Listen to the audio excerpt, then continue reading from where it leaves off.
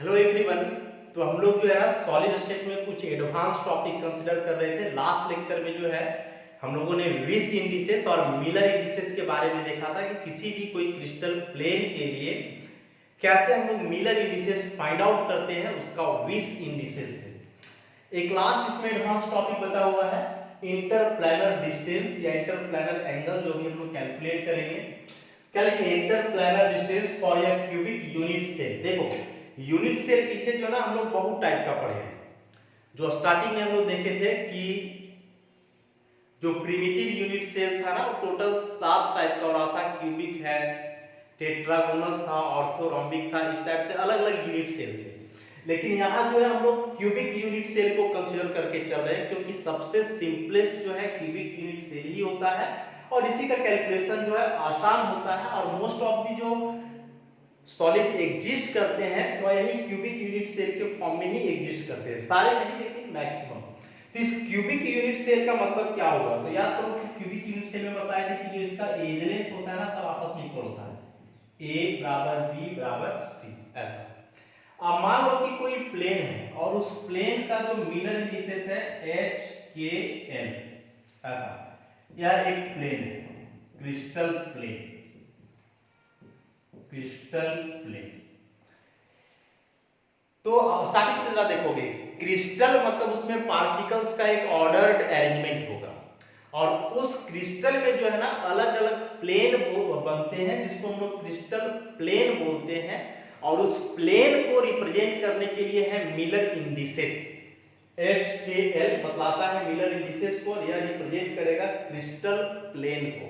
तो cubic unit cell में कोई एक क्रिस्टल प्लेन मान लिए हम लोग एच के और एल। इसमें जो d होता है इंटरप्लैनर डिस्टेंस, उसको कैलकुलेट करने का फॉर्मूला क्या होता है? तो उसका फॉर्मूला होता है d बराबर a by under root H square plus K square plus L square. देखो फॉर्मूला का डेरिवेशन है, डेरिवेशन में हम लोग नहीं जाएंगे क्योंकि यह सिलेबस का चीज नहीं है। एग्जामिनेशन में जैसा क्वेश्चन आता है ना उस हिसाब से हम लोग देखेंगे। तो एग्जामिनेशन के लिए यह फॉर्मूला ही काफी है। देखो ए हम लोग केवल इसलिए लिखे ना क्योंकि ए बी सी सब आपस में इक्वल है। यदि अलग अलग होगा तो फॉर्मूला भी चेंज कर जाएगा। लेकिन उस टाइप का चीज हम लोग को कंसीडर नहीं करना है। क्यूबिक यूनिट सेल के लिए देखना है जिसमें ए बी सी तीनों बराबर होता है और इन तीनों को जो है हम लोग ए के बराबर मान लिए हैं, इसलिए हम लोग ए लिखे। बी के बराबर मानते तो बी लिख सकते थे। तो यहाँ a by under root H square plus K square plus L square. यहाँ हम लिखेंगे डी एच के एल मतलब इंटरप्लैनर डिस्टेंस हुआ एच के एल प्लेन के लिए। Formula a by under root H square plus K square plus L square. यहाँ पे कौन सा चीज क्या है? तो a को हम लोग लिखेंगे edge length of the unit cell, मतलब क्यूबिक यूनिट सेल रहेगा। और एच के एल क्या है?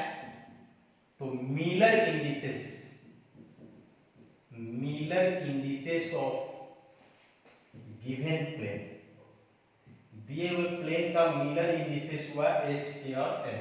आसान सा फॉर्मूला है, क्वेश्चन से इसको हम लोग प्रैक्टिस करेंगे तो समझ में आ जाएगा। वैसे एक फॉर्मूला इसमें और हम लोग का बनने वाला है, angle between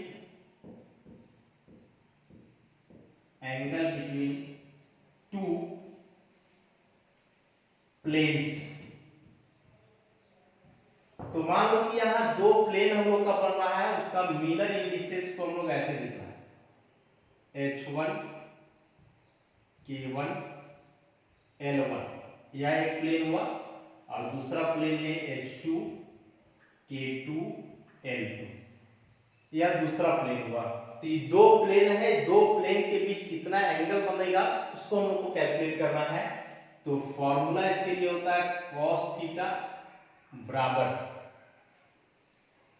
h1 h2 plus k1 k2 plus l1 l2 divided by under root h1 का स्क्वायर प्लस k1 का स्क्वायर प्लस l1 का स्क्वायर। ऐसे हो जाएगा यहाँ h2 का स्क्वायर प्लस k2 का स्क्वायर प्लस l2 का स्क्वायर।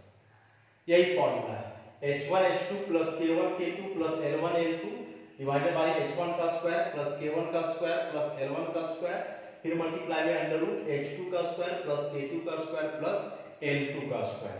तो यही दोनों फॉर्मूला को हमको याद रखना है। यहाँ बता दिए कि h1 h2 क्या है, तो दो अलग अलग प्लेन के लिए जो है मिलर इंडिसेस है। तो एक फॉर्मूला यहाँ हुआ इंटरप्लानर डिस्टेंस के लिए, और दूसरा दो प्लेन के बीच का एंगल निकालना हो cos थीटा से हम लोग निकालेंगे, और ये फॉर्मूला हुआ। दोनों फॉर्मूला को लोग याद रखेंगे, तो इसी के आधार पे जो है हम लोग कुछ क्वेश्चन करेंगे अब इसमें।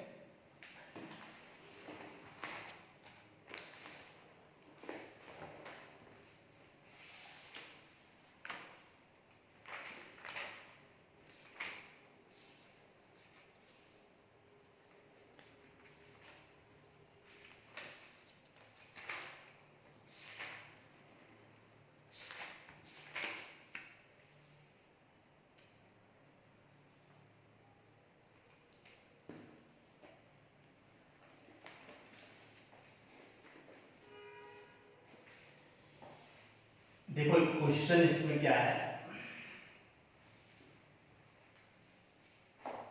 इस फॉर्मूला को नोट डाउन कर लोगे आप लोग।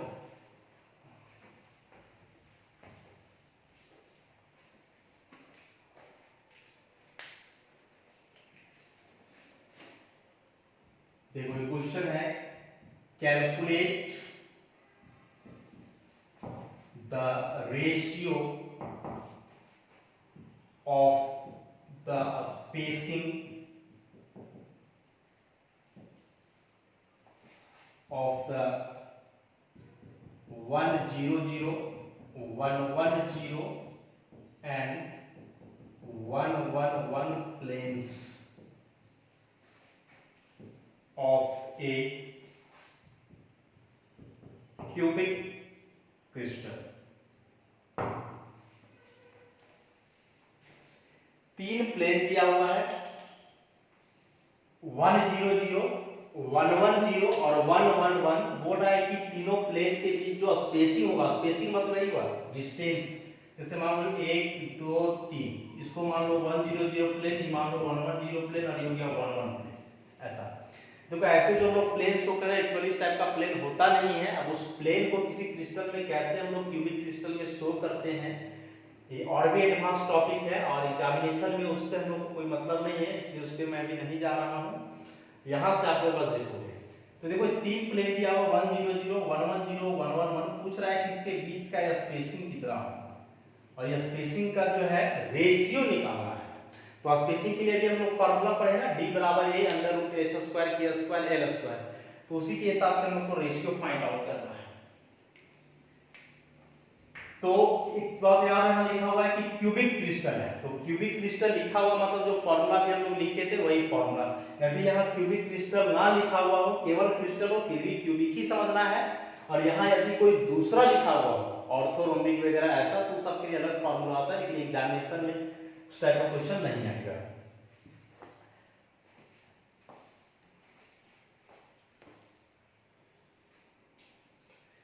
तो इसका सॉल्यूशन यदि हम लोग करें, क्या लिखेंगे, for a cubic crystal the spacing, spacing का मतलब यही हुआ इंटरप्लानर डिस्टेंस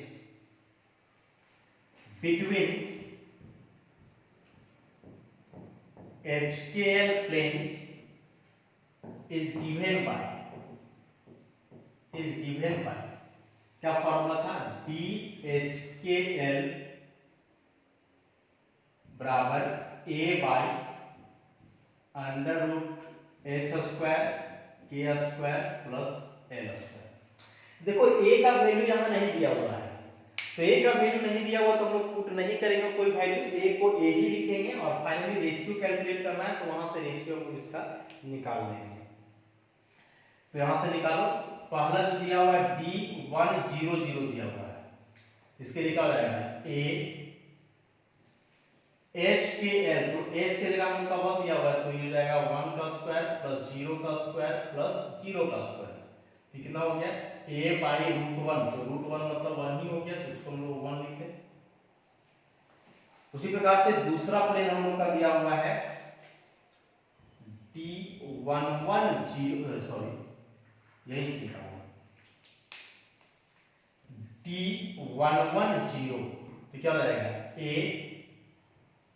अंडर रूट 1 का स्क्वायर फिर 1 का स्क्वायर 0 का स्क्वायर फिर जाएगा क्या a बाई रूट 2 इसको ऐसे लिख दो यार और एक लास्ट दिया हुआ है D111 इसके लिए क्या हो जाएगा a बाई 1 का स्क्वायर प्लस 1 का स्क्वायर प्लस 1 का स्क्वायर फिर जाएगा a बाई रूट 3। तो ये तीनों प्लेन के लिए हम जो है निकाल लिए इंटरप्लेनर डिस्टेंस। सब तीनों का रेशियो पता करना है।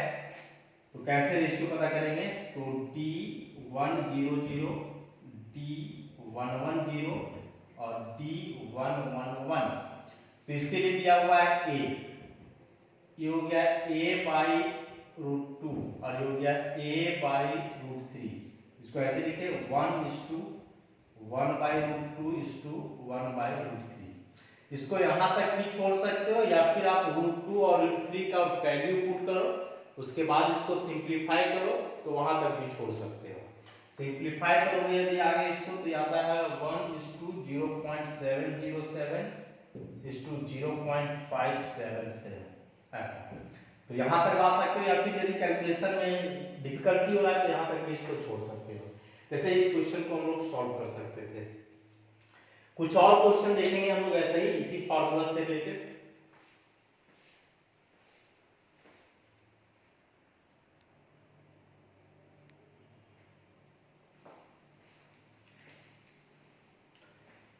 देखो दो क्वेश्चंस यहाँ लिखे हैं इसको सॉल्व करते हैं हम लोग। पहला क्वेश्चन है find out the angle between two planes of a cubic unit cell which are represented by 1a 2b 3c and दूसरा दिया हुआ है a b इंफिनिटी। ऐसा दो प्लेन दिया हुआ है इसके बीच का एंगल हम लोग को निकालना है। तो देखो यहाँ जो प्लेन दिया हुआ है मिलर इंडिसेस के टर्म में नहीं है और जो हम लोग फार्मूला डिराइव किए थे cos थीटा का वह मिलर इंडिसेस के टर्म में था। तो सबसे पहले क्या करना होगा यहाँ से दोनों के लिए हम लोग को मिलर इंडिसेस फाइंड आउट करना होगा। कैसे फाइंड आउट करेंगे तो सबसे पहले इसका 20 इंडिसेस हम लोग निकालते थे। तो 20 इंडिसेस इसका हुआ 1 इसका हुआ 2 इसका हुआ 3 फिर इसका रेसिप्रोकल लेते थे। तो ये 1/1 ये हो गया 1/2 ये हुआ 1/3। इसके बाद सब का एलसीएम लेकर के उसको मल्टीप्लाई करते थे हम लोग। तो ये 1/1 into 6 1/2 into 6 और ये 1/3 into 6। 6 कहां से आया तो 3 2 और 1 का एलसीएम है लिस्ट कॉमन मल्टीपल। तो ये हो गया 6 ये हो जाएगा 3 और ये हो जाएगा 2। तो यहां से जो हम लोग का मिलर इंडिसेस आया जिसको हम लोग लिख सकते हैं HKL वो आया 6 3 और 2। वैसे ही इसके लिए भी हम लोग निकाल सकते हैं। तो निकालो 20 इंडिसेस इसके लिए हुआ 1। देखो a का कोएफिशिएंट 1 है b का भी कोएफिशिएंट 1 है और यहाँ इंफिनिटी है। इसका रेसिप्रोकल तो 1/1 1/1 1/इंफिनिटी तो ये हुआ 1 1 और ये हुआ 0। तो यहाँ से जो मिलर इंडिसेस आया दूसरा HKL 1 1 0। तो चूंकि दो प्लेन दिया हुआ है तो मान लो इसको H1 K1 L1 ऐसे इसको मान लो H2 K2 L2। तो एक यहाँ हम लोग का प्लेन आया और दूसरा प्लेन यहाँ आया मतलब यहाँ से H1 K1 L1 बराबर हुआ 632 और H2 K2 L2 बराबर हुआ 110। अब इसके मदद से दोनों के बीच का एंगल कैलकुलेट करना हम लोग को। तो क्या फॉर्मूला था cos थीटा बराबर H1 H2 plus K1 K2 plus L1 L2 by under root H1 का स्क्वायर K1 का स्क्वायर L1 का स्क्वायर इनटू H2 का स्क्वायर K2 का स्क्वायर प्लस L2 का स्क्वायर पुट कर दो। तो देखो H1 6 H2 1 तो ये 6 into 1 डायरेक्ट हम लोग लिखते हैं 6 ये 3 और ये 1 तो 3 2 into 0 0 बाय H1 K1 और L1 का स्क्वायर तो 6 का स्क्वायर हुआ 36 3 का स्क्वायर हुआ 9 2 का स्क्वायर हुआ 4। वैसे इधर इस सब का स्क्वायर तो 1 का स्क्वायर 1, फिर 1 और 0 का स्क्वायर 0, कितना हो जाएगा 9, 9 और 4 13, 13 और 36 49, तो 49 और ये अंडर रूट 2, तो 9 और इसका 7 इंटू 1.414, तो इसको सॉल्व करोगे, मान लो कि सॉल्व करने के बाद ये आ जाए x, तो हम लोग का यहाँ से cos थीटा बराबर आया x, तो थीटा बराबर क्या हो जाएगा cos इनवर्स x, तो यहाँ से इसका वैल्यू निकल जाएगा। मे भी वहां कुछ ऐसा टर्म आए जिसका वैल्यू हम लोग को पता नहीं हो cos के टर्म में, तो उस केस में हम लोग क्या करेंगे कि उसको उतना ही छोड़ देंगे, थीटा बराबर cos इनवर्स जो x आया उतना। तो यदि डायरेक्ट दिया हुआ हो h के l के टर्म में, मतलब ऐसा, तब तो इस फॉर्मूला पे पुट करके हम लोग निकाल देंगे, और यदि इस टाइप का दिया हुआ हो तो पहले इसका मिलर इंडिसेस फाइंड आउट करोगे, उसके बाद फिर जो है हम लोग निकालेंगे दोनों के बीच का एंगल।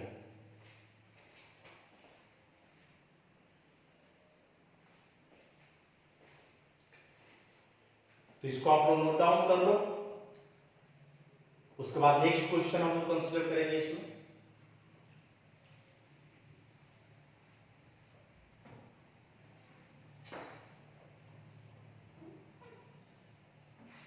अगला क्वेश्चन क्या दिया हुआ है, the first order reflection of a beam of X-rays of wavelength 1.54 angstrom from 100 plane of the simple cubic cell occurs at an angle of 11.29 degree. Calculate the edge length of the unit cell.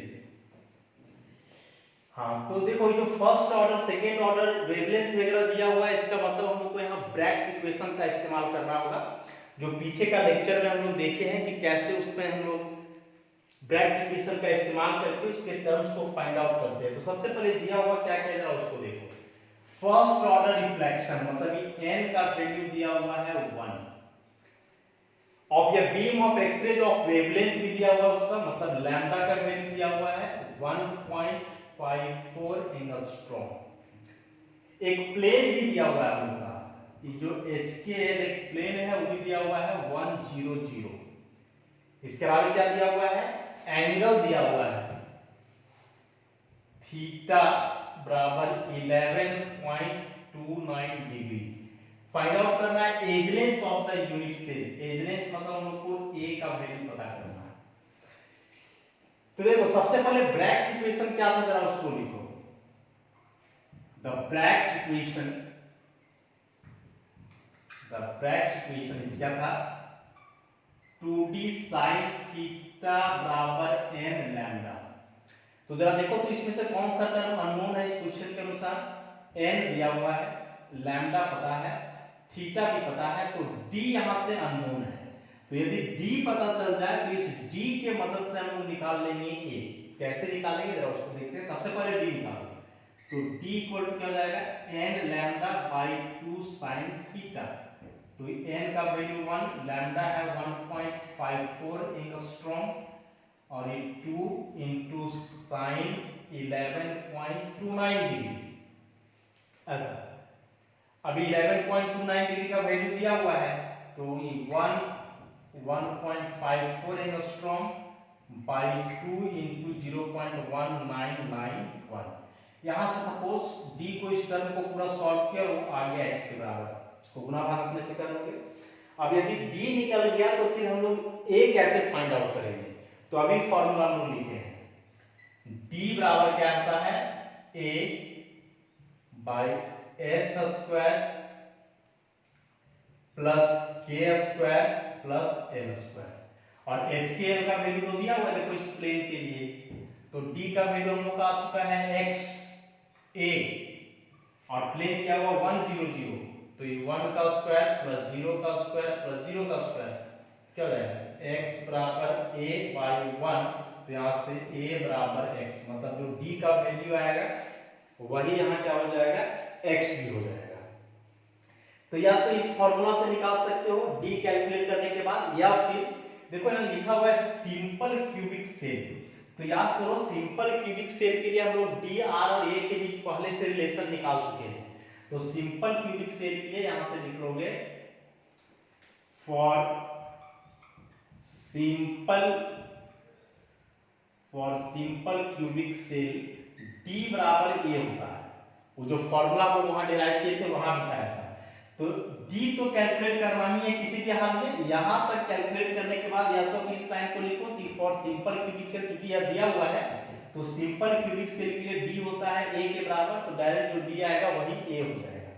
लेकिन चूंकि इस जगह पे HKL एक plane दिया हुआ है तो इस प्लेन का इस्तेमाल भी करना होगा, तो उसके लिए फिर ये वाला फॉर्मूला लगाएंगे हम लोग। यदि यहाँ सिंपल क्यूबिक सेल नहीं दिया हुआ रहता तो ऐसा ही निकालते, वैसे भी कैलकुलेशन आसान है। तो D निकालने के बाद या तो आप यहाँ से ऐसे जाओ या फिर ये एक लाइन लिख करके डायरेक्ट आंसर करो कि A भी किसके बराबर हो जाएगा, D के बराबर हो जाएगा। तो इस तरह से इस चैप्टर में जो एडवांस टॉपिक थे अभी तक का, तो एडवांस टॉपिक में हम लोगों ने क्या क्या देखा, एक जो कोऑर्डिनेशन नंबर पीछे था निकालने का क्रिस्टल स्ट्रक्चर में, उसके बाद ब्रैग्स इक्वेशन, और उसके बाद जो स्पेसिंग होता है D और दो प्लेन के बीच का एंगल। तो ये सारे एडवांस टॉपिक हम लोग कवर अप किए। सॉलिड स्टेट में यदि क्वेश्चन आता भी है कोई कॉम्पिटिटिव एग्जाम में तो ये सारे टॉपिक से क्वेश्चन कवर अप हो जाएंगे। एक दो टॉपिक वैसे और भी हैं लेकिन वे काफी एडवांस है जो कि और भी हायर लेवल का एग्जामिनेशन में आता है, तो वे सारे टॉपिक्स हम लोग डिस्कस नहीं करेंगे। नेक्स्ट लेक्चर में जो है इस चैप्टर को आगे प्रोसीड करेंगे हम लोग। देखो पहले ही बताया था कि चैप्टर में दो पार्ट है। पहला पार्ट जो है उसका पूरा कैलकुलेशन पे आधारित है कि सॉलिड से रिलेटेड जो भी उसका कैलकुलेशन है, चाहे उसका एज लेंथ हो, पैकिंग एफिशिएंसी हो या और भी जो प्लेन वगैरह का स्पेसिंग वगैरह हो, तो ये फर्स्ट पार्ट हम लोग का यहाँ समाप्त होता है। अब सेकेंड पार्ट इस चैप्टर का हम लोग देखेंगे। सेकेंड पार्ट पूरी तरह से थ्योरेटिकल है जिसमें सॉलिड के प्रॉपर्टीज को जानना है, सॉलिड का मैग्नेटिक प्रॉपर्टीज, सॉलिड का इलेक्ट्रिकल प्रॉपर्टी और डिफेक्ट्स इन सॉलिड की, किसी भी क्रिस्टल में किस प्रकार के डिफेक्ट हो सकते हैं, इन सारी बातों का डिस्कशन हम लोग आगे का लेक्चर्स में करेंगे। तब तक के लिए धन्यवाद।